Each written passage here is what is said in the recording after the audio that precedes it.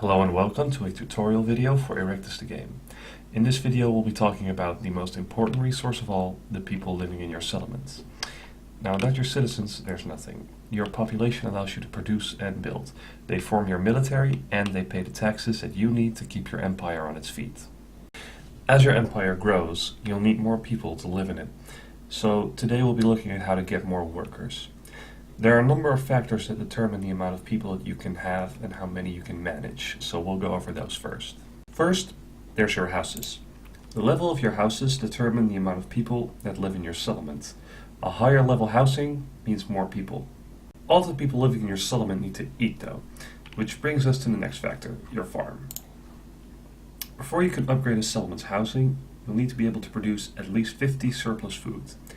You can find your food production level right here at the food balance icon.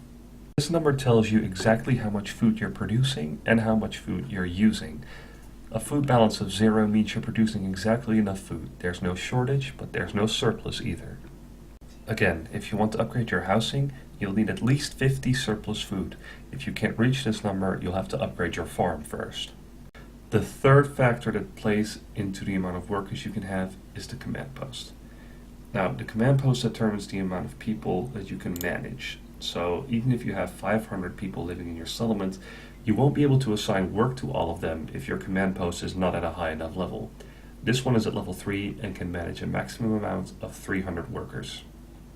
And finally, there's the city palace. Now, this structure can only be found in cities, and you'll occasionally need to upgrade it when the combined total amount of people living in the city and the surrounding villages is high enough. Upgrading the city palace usually won't be necessary until a bit later in the game.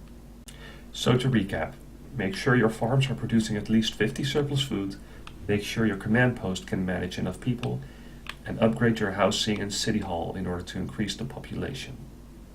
That's the rundown on getting more workers. I hope you found it helpful. Have fun playing Erectus.